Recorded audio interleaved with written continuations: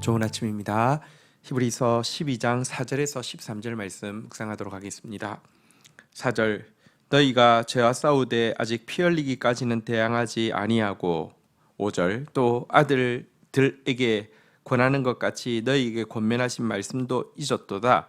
일렀을 때 내 아들아 주의 징계하심을 경히 여기지 말며 그의 꾸지람을 받을 때 낙심하지 말라.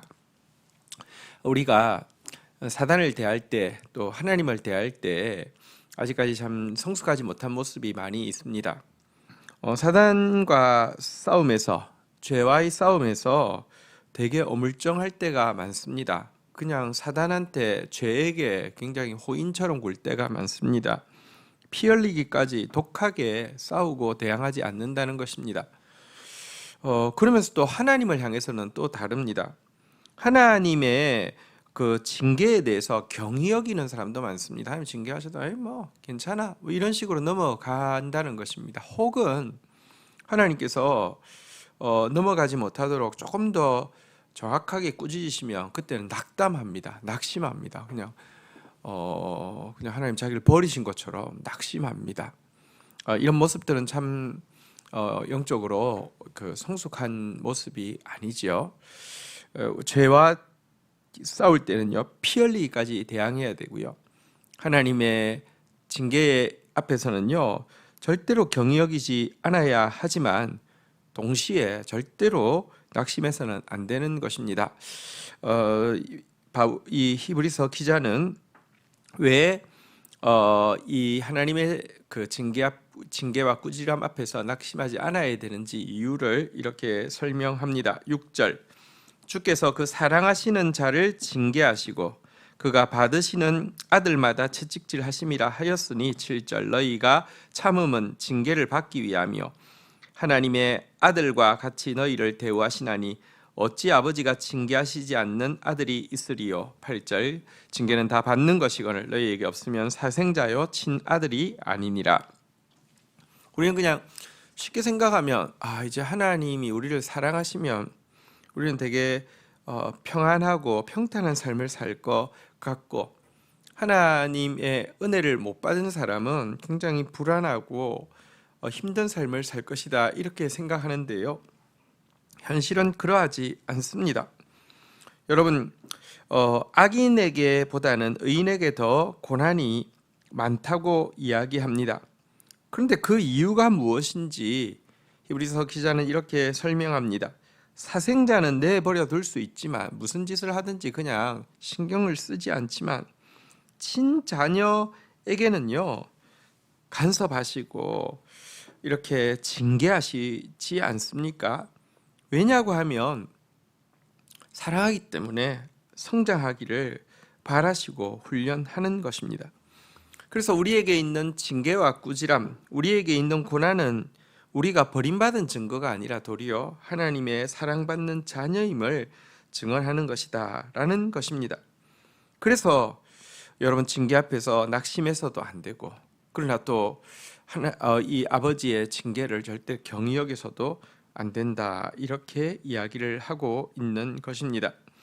자, 9절 한번 보도록 하겠습니다. 또 우리 육신의 아버지가 우리를 징계하여도 공경하였거늘 하물며 영의 모든 아버지께 더욱 복종하여 살려 하지 않겠느냐. 10절 그들은 잠시 자기 뜻대로 우리를 징계하였거니와 오직 하나님은 우리의 유익을 위하여 그의 거룩하심에 참여하게 하시느니라. 자, 이 하나님 아버지의 징계와 꾸지람을 왜 우리가 낙심하지 않으면서도 또 참 크게 여기고 잘 받아들여야 되는지를 이제는 그 징계의 효능성을 가지고 육신의 부모와 또 하나님 우리의 영의 부모이신 하나님의 징계를 비교하여서 설명하고 있는 내용입니다. 여러분 우리가 효성스러운 자녀는 육신의 부모가 징계할 때 잘 받아들여야 하고 또 복종하는 것이 당연합니다.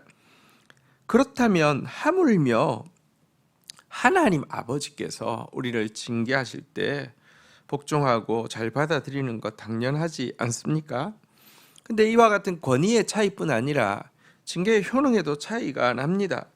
육신의 부모는요, 사실은 징계할 때 가끔은 일시적인 자기 기분 때문에 징계하기도 하고요.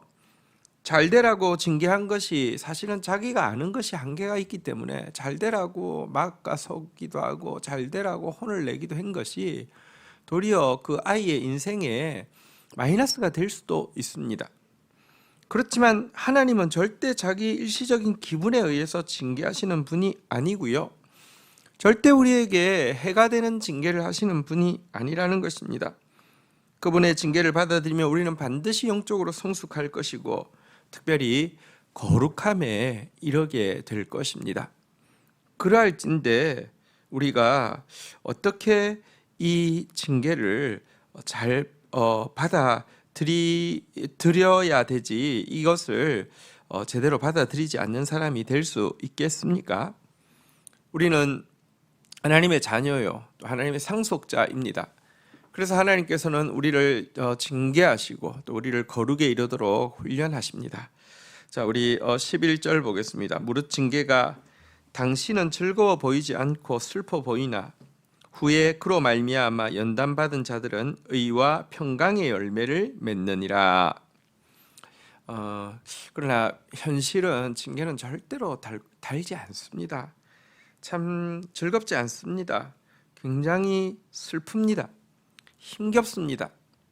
그렇지만 여러분, 이것 통해서 연단받게 되어지면요, 정말 이 의와 평강의 열매를 맺게 됩니다. 우리 안에 사실은요, 의로움이 깃들은 평강의 열매가 맺힌다는 뜻인데요.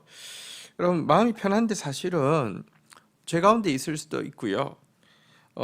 또 이제 의롭지만 마음이 불안할 수도 있겠죠.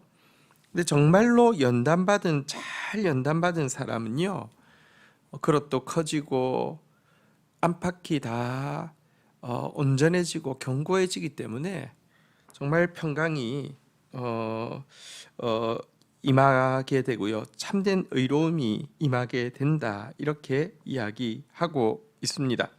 12절, 그러므로 피곤한 손과 연약한 무릎을 일으켜 세우고, 13절, 너희 발을 위하여 곧은 길을 만들어 저는 다리로 하여금 어그러지지 않고 고침을 받게 하라. 자, 이 때문에 이제 히브리서 기자는 고난을 위해서 좌절에 빠져 있는 성도들에게 피곤한 손과 연약한 무릎을 일으켜 세우라고 권면하고 있습니다.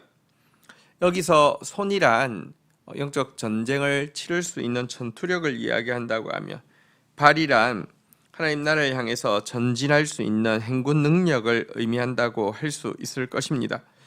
각 개인이 이 피곤하고 또 연약한 손과 무릎을 일으켜 세우는 것, 그래서 내가 영적 전쟁을 감당하고 하나님 나라를 향한 행진을 계속해 나가는 거 중요한데요.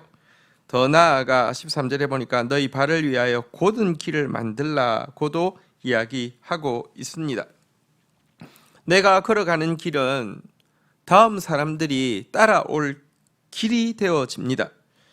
내가 걷는 걸음이 다른 사람들의 길이 되어질진데 뒤따라오는 사람들이 비틀거리게 되거나 갈짓자로 가게 되거나 반신반의하게 되는 사람들을 우리가 남긴 족적이 교정해주는 그런 삶을 살라고 이야기하고 있는 것입니다. 우리는 자신을 위해서도 일어나서, 여러분들 쓰러져 있을 자가 아니고 누워 있을 자가 아니고 일어나서 싸우며 전진해야 할 자이지만, 우리 뒤에 따라올 우리의 후예들을 위해서라도 이 걸음에 거침없이 나아갈 수 있도록 견고하게 서야 된다는 거 기억해야 합니다. 우리의 후세들에게 굳세어라, 두려워하지 말라라고 하면서 함께 징계받고 함께 성숙하며 함께 죄와의 싸움을, 함께 하나님 나라를 이루는 싸움을 감당하자라고 도전하는 사람이 되어야 하는 것입니다. 그런 삶을 오늘도 함께 살아내기를 주의 이름으로 축복합니다. 주신 말씀 붙잡고 기도하며 나가도록 하겠습니다. 하나님, 죄와 싸우되 피 흘리기까지 싸우는 사람 되어지게 하여 주옵소서. 하나님 아버지를 대해서는 정말 한 말씀도 경히 여기지 않고 중히 여기게 하시고, 그러나 사랑하기 때문에 꾸짖는 것이고, 반드시 우리를 거룩하게 하시고 유익하게 하시기 위해서 징계하실진데, 또 정말 담대하게 잘 받아들이는 자 되어질 수 있도록 주여 역사하여 주시기를 간절히 간구하고 소원합니다. 선하신 하나님을 알므로 말미암아 오늘도 우리의 피곤한 손, 연약한 무릎을 다시 일으켜 세우겠습니다. 우리 뒤에 우리를 바라보며 따라오는 우리의 자녀들, 우리의 다음 세대들이 있습니다. 그들이 곧은 길을 걸을 수 있도록 오늘 나의 족적을 곧게 하겠습니다. 그들에게 믿음의 본을 보이겠습니다. 그렇게 살아낼 수 있도록 저희들을 도와주옵소서. 예수 그리스도의 이름으로 기도 올립니다. 아멘.